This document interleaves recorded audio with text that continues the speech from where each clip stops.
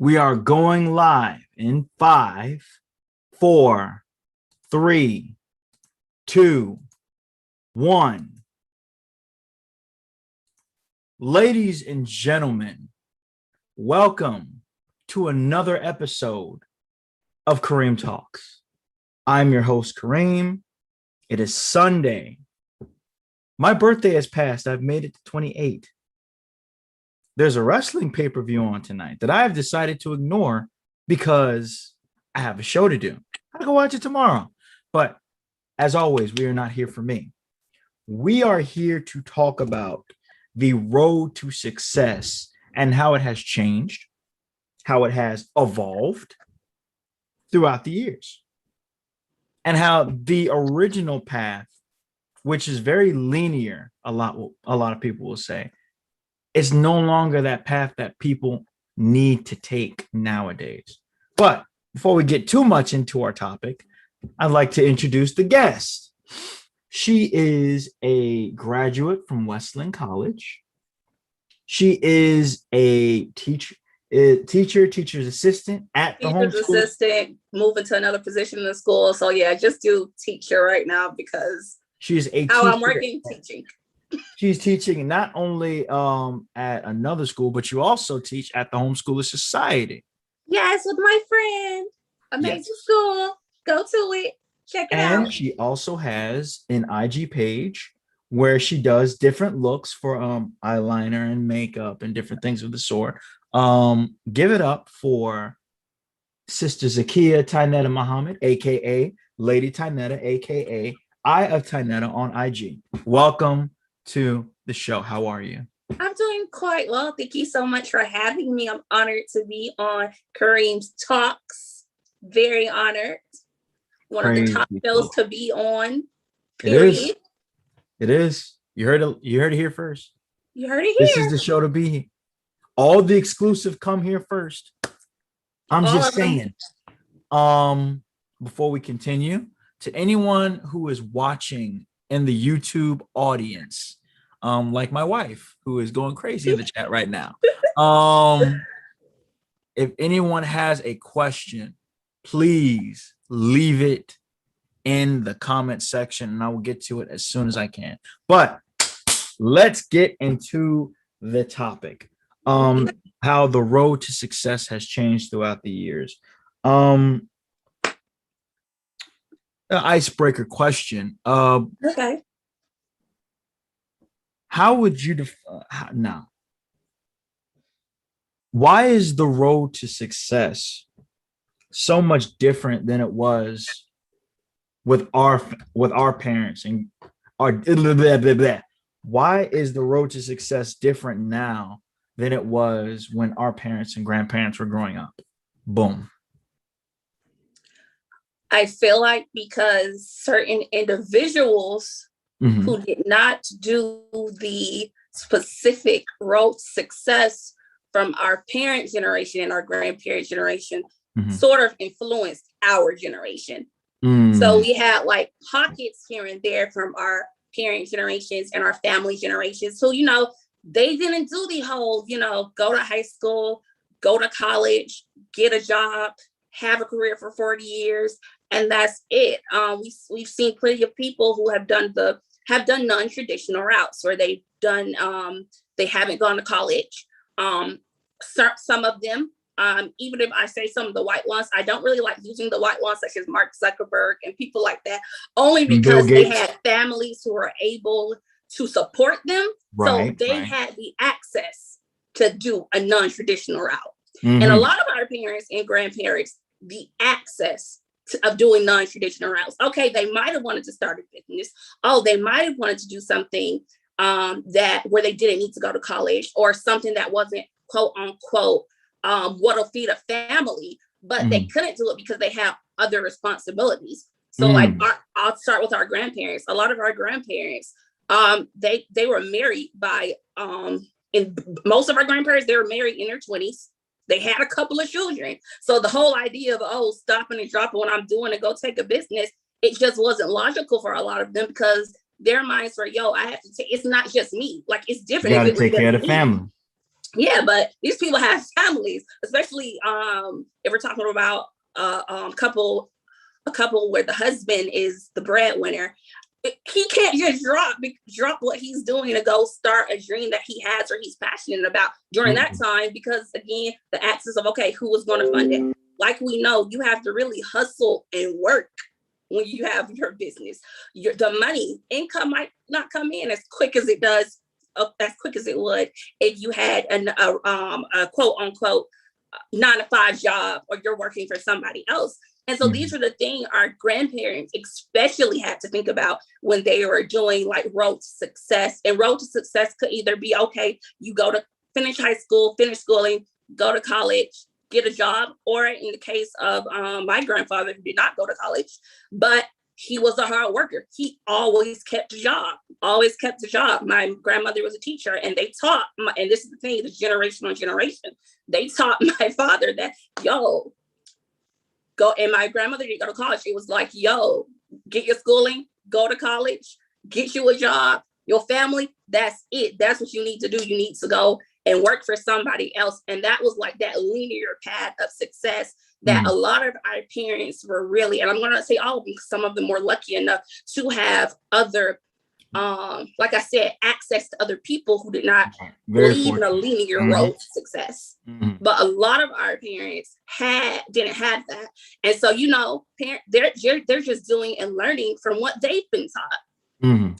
So we get to our generation, we've seen, first, it's a lot of factors that I'm not going to go in quite yet. But if we can think about the economy, it's trash now. Finding absolute work, filth, absolutely terrible to find a job for our generation, especially those of us, and not just those of us who don't have degrees. People who do have degrees struggle because people want work experience. People, even though you just graduated college and you've learned and you have the skills, but hey, you don't work. So it's this weird thing of employers wanting people with work experience, but at the same time, if you have too much work experience, but you don't know the skills at hand or business, they don't want you. So we're coming into all of that. So a lot of us have had to have, and I'm not saying those before us did not have to, because they did too. But a lot of us, you know, have had to get creative with what we want to do. Circumstances of what people have gone through. A lot of people have not finished college. They didn't go to college, or maybe they didn't even finish high school. So, you know, some of them have to be creative, like, okay, what can I do that's going to put money on my table a day and food on my table a day? So not only can I take care of me, but I can take care of my family as well. So I feel like that's really where the big difference is. Our parents were kind of taught that linear success, and society has taught us that, because while our generation has, for the most part, really, we're starting to explore and get away from that linear pathway, and that linear pathway to success is still very heavily pushed in society, and even by some of our own parents. I mean, I'm lucky enough to have parents who are very open and don't really too much care about the linear road to success. As long as, you know, we're trying to cultivate ourselves and improve ourselves. But some people are not like that. They have families, they have friends, and again, society. Because I even felt like that when I was in college, when I didn't have parents who were pushing the linear path. But once I got in college, it was very like, okay, I need to do A, B, C, D. And even I got entrapped in that idea of, okay, it's only one way to get success, before I really just had to, okay, Zakiyyah, breathe, calm down, and really think about it. Woo, that was the answer right there. We are already 10 minutes in, man. That was loaded. We like that. Sorry. Following up with that question, as adult, thinking about those who don't take the conventional route of success, what are the hurdles that we have to, because I'm one of those people. I'm a mix. I do have a job. Yeah. I do have a job because bills have to be paid. Wife has to be taken care of. We have to eat food. But at the same time, I do this because this is what I want to be eventually. This and the streaming and whatnot. This is what I want to be my primary source of income, because it's something I love to do. It's something I'm good at. And this is what I would like down the line. But I know it's not there yet. So to those of us who are creators trying to do our own thing and trying to get out of the old-fashioned way of doing things, what are the hurdles that that those of us as creators have to deal with in taking the non-traditional route? And they don't even have to be married. I'm married, Yeah, so that's exactly. why I'm a mix. But there are a lot of people who are single, and they have all of these ideas and things they want to get off the ground, but these hurdles exist. So going back to the question, what are those hurdles? Okay, the first thing I think is the first hurdle, and I actually think this is something we all deal with once we come into what we want to do and really putting our ideas in manifesting our ideas. And one thing specifically for those who have not taken the what quote unquote society would say is the traditional route, because really at the end of the day, what really is traditional? But we can get into that later. But I feel like one of the main things is self-doubt. Self-doubt. We will literally be our own worst enemy because of self-doubt. Because we're thinking of, oh, what if it doesn't work? What if people don't like it? What if I'm wasting my time? And nothing, and then I'm gonna say the self-doubt, and then self-doubt, it's even worse when you don't have a community who supports you and supports your idea. So that self-doubt is just like, oh, so now you're thinking about everything people have said. Oh, why are you doing that? You just need to go get a real job. Why don't you go do something else? Something that will make money quick. Why don't you do this? Are you really going to be creating all these years and you haven't had anything done? So, and I'm not calling y'all friends and family, but they become little devils. They become little devils. They become your own personal devils. So not only do I have my angel and my devil on my shoulder, who my devil already whispering things, already whispering my insecurities and my doubts. Now I have other little minions behind him who are pushing that devil, and it's like, yeah, that's gonna go wrong. So then you're, like I said, other people's words, they're coming up to surface, and you're just like, oh my gosh, should I even be doing this anymore? Like, they're totally right. And then, you have your one angel, but unfortunately in the society we live in, and if you don't have a good community, sometimes your devils are always going to outweigh your angels. And sometimes when you just can't pick yourself back up, or you just can't always have your angel side win and be like, I got that. Sometimes those devils they catch your attention. They do. Nice answer. They catch our attention. They catch our mind. And so we really start doubting our own abilities and really doubting the very thing that makes us happy. Because a lot of the times, a lot of creators are creating things that they're personally, what would I would say? That they're personally connected to. That's the word. They're personally connected to. It's something that makes them happy. For me, doing makeup, I'm happy. That's my safe space. A lot of our creations and all of creators, the things we do, these are our safe spaces. And so not only are people doubting ourselves, not only are we doubting our creations or our abilities as a creator, we're doubting our safe space. And nothing is worse than when you doubt your own safe space. Because how is it a safe space if now you're doubting the very space you thought you were safe in? How? So, and this is just self-doubt, ladies and gentlemen. This is just self-doubt. She hadn't even touched the surface yet. She haven't even touched. That's self-doubt. Oh, that's self-doubt. Then another one who I think impatience. We get very impatient because the impatient, first of all, of us thinking where we should be first, us wanting to be further than maybe where we've gotten so far. And when we're impatient and we're always focused on, I like to use this analogy, when we're walking up the stairs and we're so focused on the top of the stairs and we're so focused on how far it's going, sometimes we miss how far we've come. Mm. So, okay, we're going up the steps, but I haven't made it to the top. I haven't made it to the top. But babe, you just made it halfway up. Look at that. That's success. You've done that. You made that. And so when we're impatient and we want to reach the top, we lose focus on what we've already accomplished.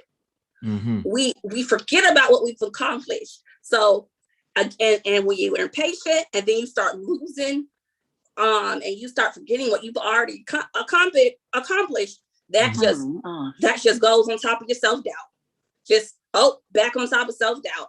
Then the idea of watching other people. You're on your own journey and you are journey watching the next individual. Whew. You are That's journey rough. watching. That is the roughest. You are journey while you on your journey and you see that, and they're further ahead, they're doing the same thing and you're watching them. And so them devils, they start coming to your life. Not to mention they look like they're skyrocketing ahead of you. Skyrocketing. So and that's a lot to unpack, because you start feeling like that self-doubt hits. Oh, maybe I'm doing something wrong. Maybe I'm not as good as I think I'm getting. Then this is one we don't like to talk about, but I'm have to touch on it. Go ahead. The arrogance and ego comes in. It pops up where we might look at the other person and we're like, they're not even as good as me. Why are they getting that? What's going on? Like, why are they skyrocketing? But I do this, that, and the other way better. I'm into this more. This is a natural fit for me. Why are they getting this? It's because they have more followers. It's because they have this, that, and the other. I have the actual skills. I'm actually in this. And I'm saying this because I've thought these things before, but I've just said it out loud. But we all have. Mm-hmm. And like I said, that's something a lot of creators and like ourselves and other people, we don't really like to touch on, because no one wants to think of themselves as arrogant. No one wants to think of themselves as jealous or envious. But what we have to understand, why those are emotions that you have to check very quickly. And you have to, and if you are religious, you have to go straight to your prayer rug. If you're not, go to the universe, talk it out with somebody that you have to check. While those are emotions you do have to check, those are emotions still, and those are valid emotions that you have. We first have to face that, okay, I'm feeling this. While it might be illogical what I'm feeling, it might not be true, but I have to face that I am feeling these feelings of jealousy. I am feeling that I'm better than somebody, and you have to check that, because if you let it fester, because I've seen a lot of people do this, we let things fester, and now that festering is eventually going to come up, and it's going to influence how we treat and talk to other people. Oh, that person is da-da-da-da. Then you start trying to pick things that are wrong with them. Oh, they don't do that right. Oh, they're not good at that. So you start comparing yourself to them, and it's just a lot of craziness start going on in your head. But and really, that's spiritually, that's not good for your spirit and your spirituality whatsoever.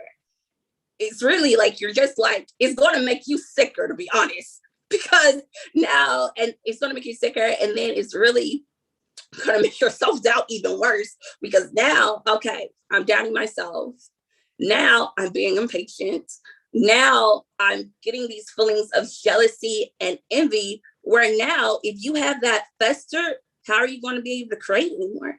If your mind is so focused on all of that and focused on journey watching, when I say when you journey watching somebody else, how are you going to focus on your own journey and try different things that are going to make your own journey better, but also realize that your journey was made specifically for you, and that everyone has the time, and everyone has the time to shine, and everyone is going to get their shot. Mm-hmm. I remember I shared this on my Instagram. It was some actor, and I forgot who it was. And he was talking about, he was acting. He was one of the oldest actors. So, he was acting in the 60s and 70s. I forgot his name. But he was talking about, he was like, when he was younger, he wanted everybody to have success. He said when he grew up, he said he couldn't look at things how some people look at it, where it's a pie, 6 pieces and only 6 people are going to get that pie. He said he couldn't look at it like that. He said success, he always looked at it that it was enough success for everybody. Everyone was going to get their success, and him cheering on other people's success did nothing to take away from his own success or his own ability to gain success. So I really say self-doubt, impatience, and that arrogance, ego, jealousy, all of that in one, and us not wanting to face it. Beautiful answers. We're gonna go into our YouTube chat, and the chat is going crazy. You got a lot of rings here. Question comes from 2 questions come from one of the rings, Sister Anissa. She asked, more specifically to your pathway to success. How did you find out that makeup was something that made you happy? That's the first question. And the second question is, what are some goals in terms of your journey as a makeup artiste? So these are career specific for you. Very career specific. Okay. So first one, how did I know makeup? Can you repeat Anissa's question one more time? The first question was, by the way, Assalamu alaikum, Brother Jamie. Glad to see you on the show as well. Good to see you. The first question was, how did you find out that makeup was something that made you happy? Okay. I didn't get into makeup until my junior year of college. So never wore it when I was a teenager.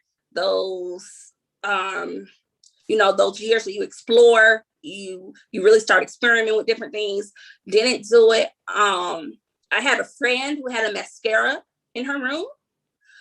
We were going out and I just used it. And she was like, oh, use the mascara. Yeah, go ahead. I used her mascara. And then slowly but surely, I started getting into makeup. It was like, okay. Sooner or later, I bought my own mascara. Okay. Now I want to do eyeliner. And really from the beginning, I was always obsessed with eye looks. Always. I always did something with my eyes, because before I even got into the full makeup, I loved eye makeup. I loved how an eyeliner would make an eye pop. I loved how you could get a smoky look. I loved how liner just on your water lids would just open your eyes up. A brown, a black. I just loved that. And so for about a couple of months, that's all I stuck with. I just did mascara, eyeliner, lip gloss, hidden on, blah, blah, blah. So, slowly but surely, in school, in junior year, hated it. Worst year of my college career. Very depressed. Very depressing year for me. And I just started watching makeup videos. I just started watching, I saw a lot of people on social media, they were talking about it. So I started watching makeup, Zakiyyah Tynetta. I started watching Alyssa Ashley, different people, and just started, I'm like, oh, they make really cool looks, and that's cool. And then I started buying foundation. I started buying concealer. I started watching videos. How you do this, how you do that. And I really started studying other people and doing the looks. And I really think that's the part that I really enjoyed, the before and after. Not the before and after, the creative process. And because when I was younger, I was never really much of an artist. There was a time where I wanted to be a fashion designer. I made designs and stuff. But, once I got into school, I was an international relations major with a history major. And that's very academic, very writing heavy, writing extensive, research. That's what I was doing. But then I find this outlet of makeup where I'm like, oh, I'm using my hands, where like, I'm not using my brain and my hands trying to figure out how I'm going to argue for a specific argument about the Cold War. Now I'm creating looks and using my hands to use eyeliners and lipsticks and get different looks and achieve different looks and literally make me look either natural or as glammed out as I want it to be. So it was that creative process that I just enjoyed so much. Like I didn't feel like I was doing work when I did it. And for me personally, exactly. When I know it doesn't feel like work when I'm doing it. And also, even if there are frustrated areas where you're frustrated, because makeup is not easy. We like to say that, but it's not. It's literally an art. It's literally an art. Even when there were certain things or certain techniques I was learning, blending, where to place concealer, making sure your foundation and concealer, what type of foundations and concealers go together. Even when I would get moments of frustration, I always was able to immediately work through them. Okay, I got to work through it because I'm trying to achieve this look. I'm trying to achieve this technique. I'm trying to be disciplined to this technique. I want to learn it. I want to have the skill.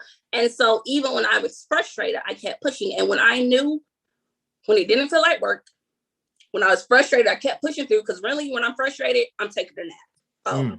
And I still do that sometimes.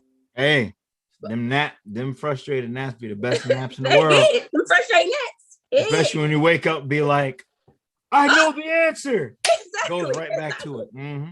And so that's when I really was like, oh yeah, this makes me happy. Then after when did I start really getting into more creative makeup? It was probably when I graduated. And then that's when I was doing the whole job search like everybody else, figuring out what I wanted to do, all of that. That's really when I started getting heavy into the creative looks and really focusing on the eyes and the colors and how I could really, and just really all the art I could do on my eyes. So yeah, that's really when I was just like, I know someone loves it when they can talk about all the intricacies. That was me when I started this. And when I started streaming, I was just like finding these deals, integrating this and that. What system can I plug into the computer? What kind of fans will I need? Capture card, et cetera, et cetera. That's a whole other conversation. Like I said, we're not here for me. But yeah, when you really like something, you're going to learn the ins and outs of it. And it's going to be a whole different language to someone who's not really interested. Yep. The second question, and we have 3 minutes. You know what? We have 3 minutes until our commercial break. So unless you want to handle this question, if you feel like you can answer this in 3 minutes, then go for it. If not, do what you can, and then we'll go to commercial. Well, we got 2 minutes now. The second question is, and we're gonna tackle it after our commercial break. What are some goals in terms of your journey as a makeup artist? You want me to answer now or wait for the break? We got two. You know what? We're gonna go to commercial break right now. Because I don't see this being answered in 2 minutes. Thank you all for your questions, audience. We appreciate it. Wish you were here last week, but I understand. So we're gonna go to commercial break. We'll be right back. As always, please continue to leave your questions in the chat, and I will get to them after break. All righty, let's go on mute, ladies and gentlemen.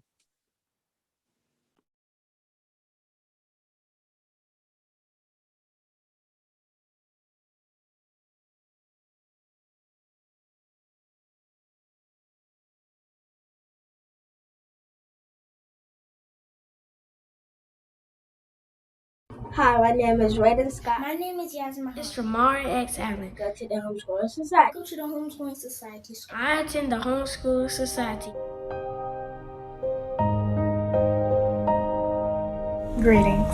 My name is Sabbath Muhammad, founder, owner, and CEO of the Homeschool Society, LLC. Here at the Homeschool Society, we pride ourselves in bringing full and complete understanding to all.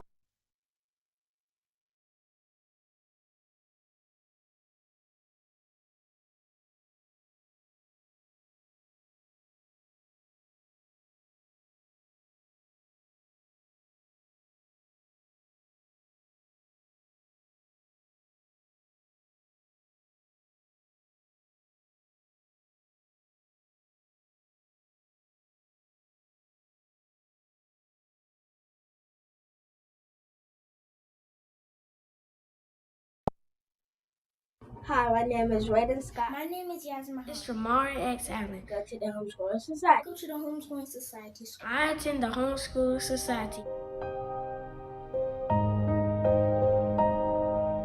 Greetings. My name is Sabbath Muhammad, founder, owner, and CEO of the Homeschool Society, LLC. Here at the Homeschool Society, we pride ourselves in bringing full and complete understanding to all of our students. Our method is simple, not moving on until the child fully understands. I do what I do as an educator because I remember when I was in elementary school, middle school, and high school. I remember teachers and educators not showing as much care and patience as they could. This widespread way of teaching drives me to do what I do.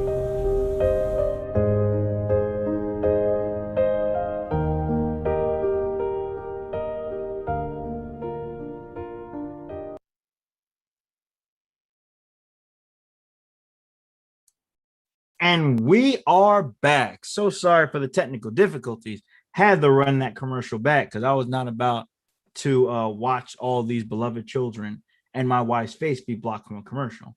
I know that's right. That's on period. Back. As always, of course, the Homeschool Society has now started in full swing for its summer school. She is now dealing with middle school children now.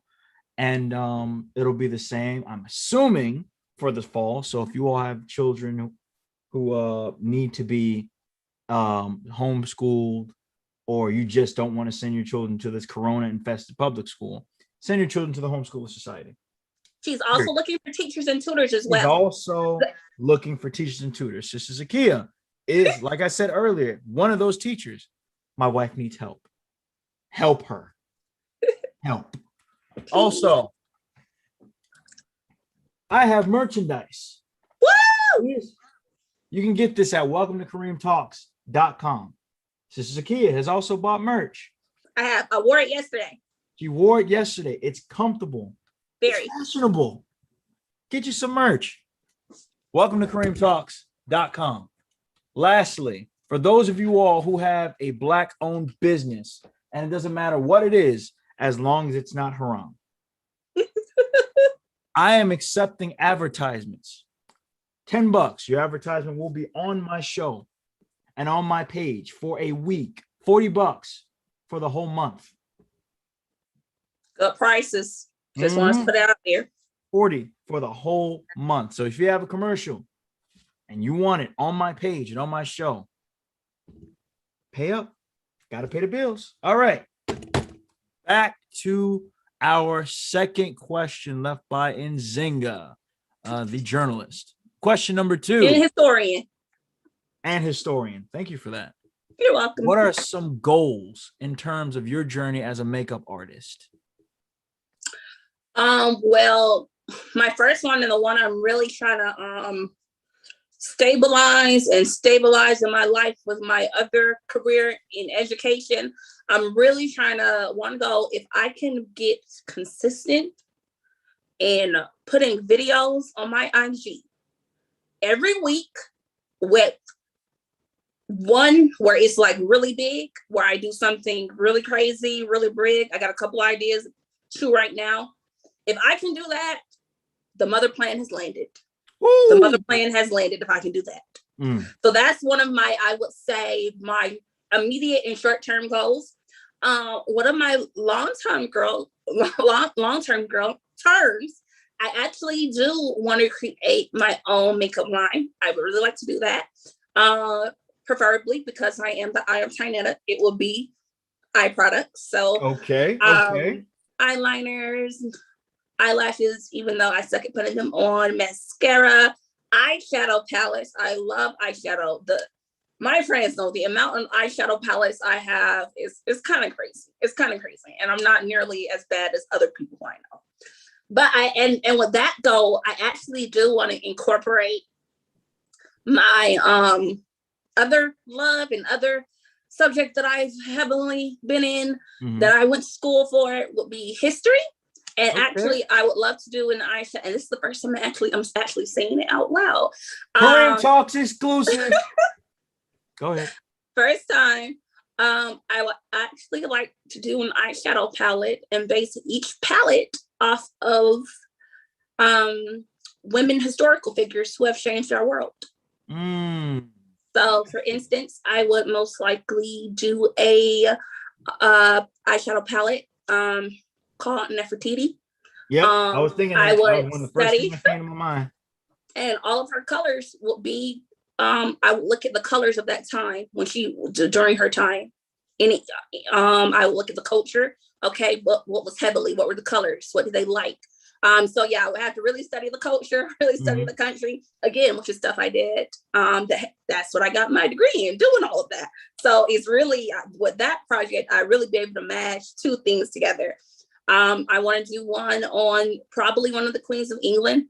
Don't really know what their colors will look like because, as we know, because of colonization, a lot of their really they took a lot from other cultures. So probably greens and stuff like that for them, maybe. Like I said, I'll have to research the culture, research the countries, what colors, because in certain cultures, some colors bring luck, some colors don't. So I would really look into that and really do in-depth, and all my eyeshadow palettes will be based off of the queens and then the culture the queen came from.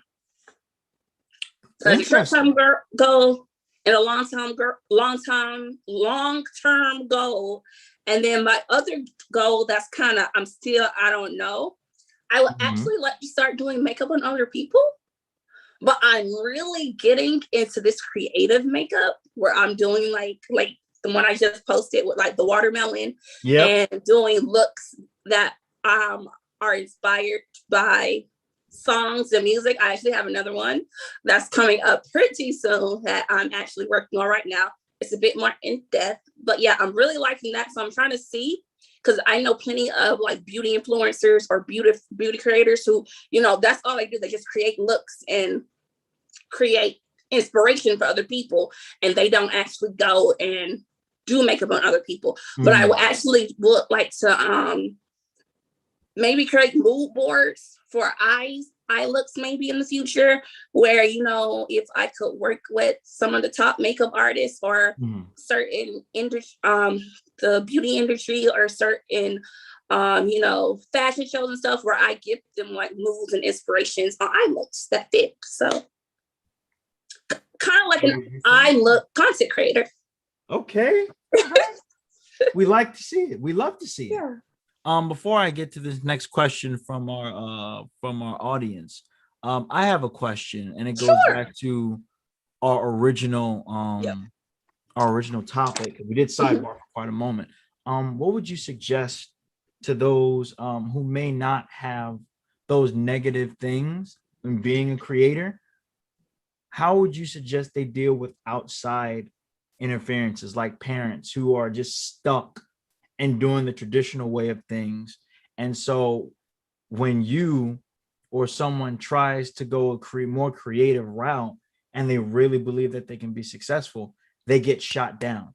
What advice would you give to those who are not trying to take the traditional route, but they get shot down by their parents, by their friends, by strangers? Okay, so I'm gonna go down those three. We're gonna start with parents, friends, strangers. Parents, I'm gonna start off with this. Parents who know decent and really try. Most of the time, parents just want their child to be successful and happy. And a lot of the time, parents have fears or have had dreams crushed that they worked on that they're not going to tell you about. And they just don't want to see their child in pain. They don't want to see their child crushed.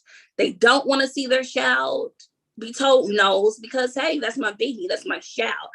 A parent, like I said, a halfway decent, 3/4, I'll give that. 3/4 decent parent, they're going to want the world for their child. And they want to make that happen. So a lot of our parents, I haven't had that with mine, but a lot of the parents, it's that fear of, okay, I just want my baby to be successful, and I just don't want them to fall into, traps. I just don't want them to, I don't want them to make mistakes and be sad and be frustrated. I want my child to have a good life. And a lot of parents, I want my child to have everything I didn't have.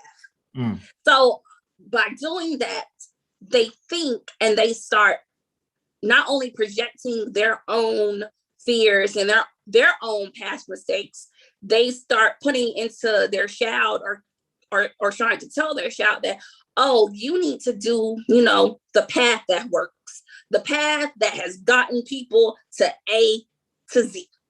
Because we're all trying to get from A to Z and whatever else comes after Z. But that's the main focus. And so a lot of the times parents, because they're so focused on that, sometimes they don't really hear the voice of their child. And this whole thing of sometimes I know better because I am the parent, but sometimes I know better does not always work, because at the end of the day, your child, they are now an adult and they have to make decisions and they have to live their lives, and they have to, especially in creators, they have to do things and create things that make them happy, that fulfills them. We all have a purpose. And one of the things I specifically say to parents, if your child is really trying and they're trying, they're not into anything crazy, they are just really passionate about their work and their create and their content creating. If they're passionate about that, okay, you may not understand it. You don't have to understand it, but you could at least just be open in supporting them. Okay, you don't like it. Something, I tell us about it. You don't always have to comment on what they're doing. If they're telling you something exciting, and especially if you see your child who's an adult or, whatever they are, and they're excited about it, they're talking about all the great things about it, please don't be a Nancy negative. Please don't be a negative Nancy. Negative Nancy, I don't know why. Don't be a negative Nancy or negative Ned. And be like, ... Don't start poking holes in their plans, because 9.9 out of 10, that person has already poked all the holes already and have accounted for those holes. So with that, for, people who are dealing with their parents, for those who have good parents, know that it does come from a loving place. It does come from that. But at the end of the day, your parents' vision just might not match your vision, and you have to be okay with that. And you have to tell them, gotta show and prove. Parents, you have to tell mom and dad, okay, you have tunnel vision for this. I don't. And that's where we're disconnecting. You're seeing it through a tunnel, and you're seeing it with the influence of things that you have done in the past. And in a sense, you're projecting too. You're projecting your own fears and doubts, and you're trying to project them onto me. And I'm not going to allow you to project that onto me, because I already have to struggle with me and my doubts and my own devils. I don't have time to take in your doubts and your devils too. So really, if you don't have anything nice to say, I would rather just not talk about it. There are certain topics that you have the right to say, Mom and Dad, I love you. I know you want the best for me, but this is a topic I don't feel comfortable discussing with you, because every time we discuss it, there's always something negative or something doubtful when we talk about it. If we are not talking about it on the terms of, oh, how's the project coming? How's the content creation? And you really want to learn what I'm doing? Don't ask. So, respectfully do it. Know that your parents love you, but at the same time, you have to create your own boundaries, even with parents. We understand that mommy and dad loves us. Whoever your parental figures are, they love us dearly. But like I said, you have tunnel vision, and my vision is not tunnel. It's long-term, baby. So we gotta keep kindly. I'm gonna keep kindly, because you're my mom and dad. You got my back. I know that. But you're just not seeing things how I'm seeing them right now. And that's okay. Now. And that's you're gonna see. You will all see. You will all see, period. Yes. And then when you start making that first check, and then when you start making that first check, then your parents, and you start, being able to take care of yourself, and you got a livelihood, your parents soon gonna change real quick. They're gonna be bragging about you to everybody. It's gonna change real quick. As for, I'm gonna do the last two. So I kind of got into it with parents. As for friends, pick pick your fruit wisely. That's all I'll say. Pick your fruit wisely. I think Erykah Badu has a song about that, where some line where she says, I pick my friends like I pick my fruit. Because there are some rotten individuals, some rotten people who every time you come with something or every time something makes you happy, they always have to be negative about it or bring it down. Now, it's not concern, because friends, we're allowed to show concern for each other, and we're allowed to make sure, yo, friend, you do know A, B, C, D now. Now, if D does not happen, this is going to affect B, right? You want friends like that who are going to be checks and balances, but you don't want a friend who every time they say something about your content creating or whatever you're doing, it's always negative and no criticism. You need to watch if that's really your friend, because you might have a Judas in your midst. Haters, they're everywhere. Wow. And as for strangers, I'm sorry, why do you care about a stranger's opinion? They don't know you from Adam's apple. You don't know them from Adam's apple. Period. Just, I don't know you, you don't know me. Don't worry about strangers, because they provide no substance in your life except to be negative. You don't lose sleep over the opinions. He has a quote. Oh, I'm sorry. No, go ahead. The minister said, where he said, you know, wherever he goes, he creates the atmosphere he's in. No matter whatever room, whatever he's going to, his atmosphere, he creates. So if there's an atmosphere that, you know, might be tense or negative, oh, the minister, he's good, because you know what? He's created his own atmosphere. He knows that what he's saying is the truth. He knows that he's backed by God, and he's good. And he knows that God is going to help him deliver whatever word he needs to deliver in that tense situation that is going to, at the end, he will be the winner of and win over whoever was in there. Even if they don't like it or like him, they will concede to what he's saying and at least be respectful enough to be like, still don't like it, but hey, what you gonna do? There was no disrespect between us. I understand that. So you can't let strangers, especially people you don't know, you can't let them affect your atmosphere and your attitude. Because I bring that. I create that. That's your autonomy. You have power over that. And for those of us who are in the nation, we fear no one but God. Or religiously, we fear no one but God. So you definitely don't need to have strangers and allow them to make you fearful and change your atmosphere and your attitude. So yeah, forget those strangers. Hey, boy, that's all you had to say. Hey, oh, you don't like my content? Block. I ain't coming for all that. Oh, now this block party, block city.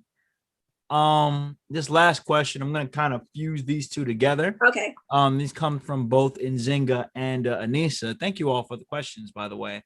How do you deal with artist block as a creator, and how do you stay in love with your passion?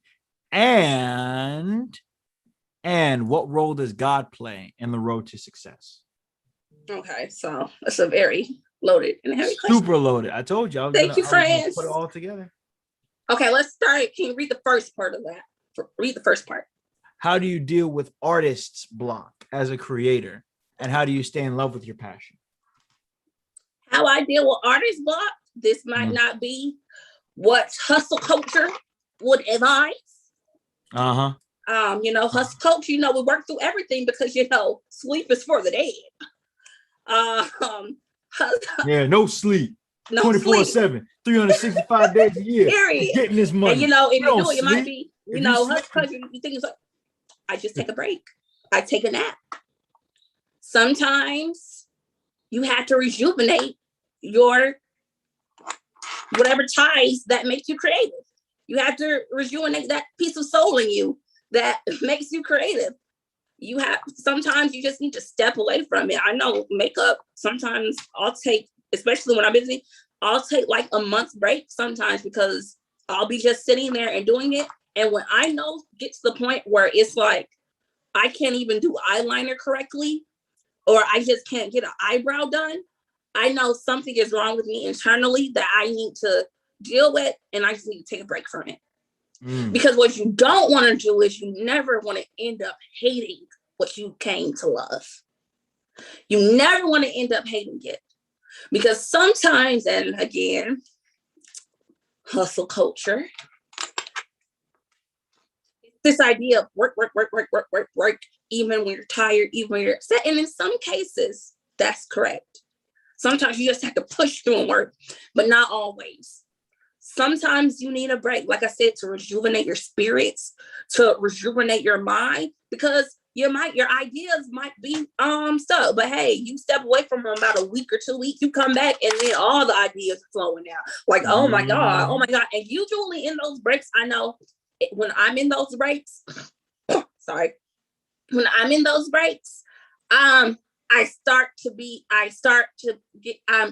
become inspired by different people. I'll watch makeup videos, I'll watch, my feed. I follow a lot of makeup artists and be like, oh, that's cute. Let me make a note of that in my book, in my, my little makeup book. So, when I do go back to it, I do. So I look for inspiration. I look for ideas from other people.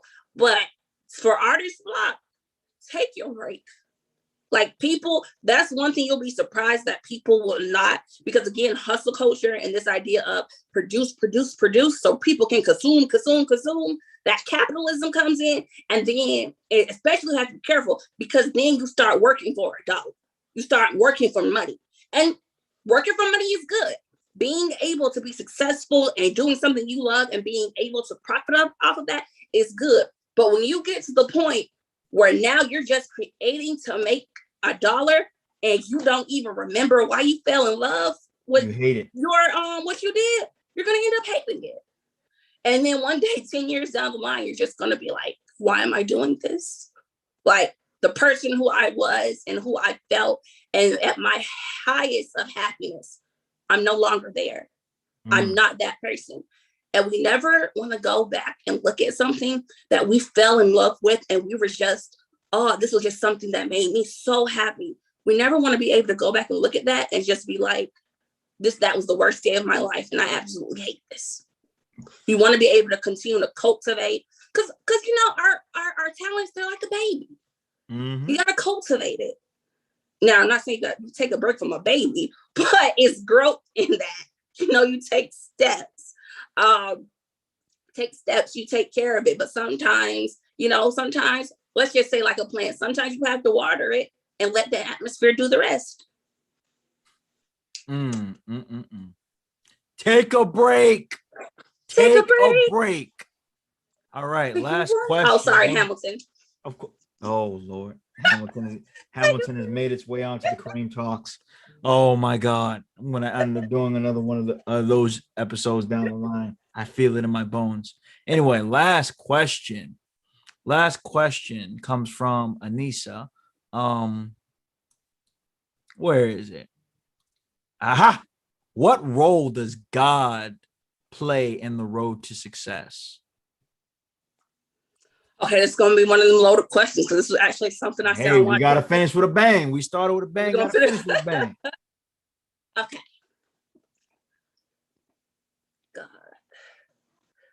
God plays a role, especially for people who believe in a higher being, believe in a one power, one source, God. He plays in everything because no matter who else doesn't get it, who else isn't there, God is always going to be there for you. And he's going to show signs of when he's there guiding you. It's been many times where I was just like, this makeup thing, is it really what I want to do? Is it really? And just bam, a sign. Somebody will comment something. Oh, somebody will randomly tell me about something. Somebody will inbox me something.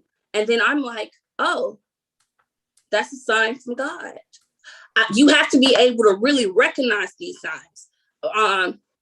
One time I was really like, oh, this makeup thing, how am I going to fit it in? And one time, my mom had mentioned that. She was like, oh yeah, a brother who we knew, they're like, he mentioned that you did makeup to this makeup artist he knew. And, she's looking for people to work for her and stuff and help her out. Mm-hmm. I didn't end up doing it because of my schedule and whatever, but I was like, that was a sign from God telling me, keep on doing what you're doing. What you're doing is working. Just continue. Keep going. So God really, especially if you know how to look for them and you're aware of when he is being used through people and he is working through people, he will give you signs to continue on. Because he'll give you signs to continue on, or he will give you signs to stop. Either or. So God is everything in your journey, because like I said, and especially for those of us in the Nation of Islam, are there's people who want to be one with God and want to become perfect and become a perfect human being and meet that standard and become a God. Our journey and our talents, we have to be masters of them. We have to be masterful. We have to be gods of our talents, because ye are all children of God. God doesn't make basic human beings. He doesn't create basic human beings because he's a God. So when your very creation was to become a God in whatever you decided to do of good. And then one other thing specifically for those of us who are in the Nation of Islam, and Master Muhammad, the very coming of God was untraditional, if we think about it. The very coming of God was untraditional. Especially from us who the descendants of the diaspora, of what we have been taught, what we have been colonized, what we have been taught in terms of white Christianity. We're getting spiritual up in here. We're getting spiritual. Yes, in the idea that, once we died, happiness and heaven came once we died. That was what we were looking at, a lot of us, especially those who grew up in a religion or Christian household. We do all this, we go through all this hell, but once we make it to heaven, it'll be peace, we'll meet God, da da da. And that's what we have been taught. Since we have been in the diaspora, since we have been lost, since we were brought to, we came from when we were brought from the tribe of Shabazz, all the way from back then, we had lost that. It was very like, somebody's coming to save us. Somebody's doing this. But we were expecting to be saved in a very, very superficial way. Very, dreamy fantasy type way. Very spooky way. A spooky way. Very spooky way. Mm-hmm. But with the coming of God, the God came 9,000 miles from us. We weren't expecting that. That was untraditional. That was untraditional for him when we go look back when he came. He left his entire family. He left everything that he knew to come find the Black man and woman of North America, the lost found nation. He came to find that. He went away from what tradition and what he had grown up in. He was the one who broke the cycle of this knowledge being kept to a specific group of people. That's tradition, a knowledge being kept. But he broke that. He broke the cycle of a knowledge going from father to son, back to then son becoming father and going to son. He broke that. And he came to find his uncle and auntie. So no longer was it just a knowledge that was going to father to son. Now these daughters going to get the same knowledge because they are able to do the same exact work and become the same exact God. So his very coming and our very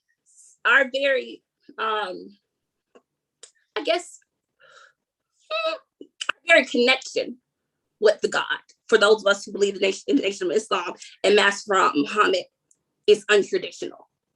It's not what people would have expected. Oh, who's going to come save the Black man and woman in North America? There are lost people. They're savages. They have no culture. But we're talking about a man who left all he had and all he was used to come and save us, who had been lost. 9,000 miles. 9,000 miles. Yes. So when I think of that, the God was untraditional. He brought a knowledge that people had never heard of, never thought of, that the planet has never seen. That's new. No one has been working off of that. And he brought that. So our very concept of life and the very concept of the one true living God who came in the person of Master Muhammad is abnormal, is weird in the context of the white man's society. It's untraditional. That's not how God works. God, he lives amongst angels. He never comes among the humans. It's this, I'm so great. But this was a man who came and didn't even think that, he thought so much of the Black man and woman here in North America that he came by himself and to us. So your very conception is untraditional. Oof. Well then, with that being said, I think we can end the show now. Closing comments and statements. You got ain't time to go yet though. It ain't time to go yet. Any closing comments and statements? Everyone's path is not your path. Some people go to college, some people don't go to college, and that's okay. Some people work a 9-to-5 job, some people create a business, and that's okay. As long as you are able to cultivate your talents and your goals and your purpose in life and what makes you feel good and what makes you feel like you are an upstanding an upstanding human being of God's earth, and you are working to help better it, that's good. That's great. Do you follow your path? Not the white man's path, not your mom and dad's path, not the path that society and the capitalistic system of the United States of America tells you. Your path. And that's it. Praise be to Allah. Wait. Part 2. Oh, no. Part 2. First of all, I have a schedule. There will be no part 2. Not for this season, anyway. I really feel like there's nothing else that needs to be said. I could be wrong, but I personally feel like there's nothing needs to be said. So this has been another episode of Kareem Talks. I'm your host, Kareem. That is Zakiyyah.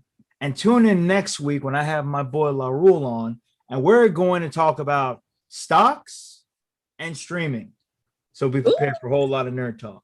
This has been Kareem Talks. Peace. See ya.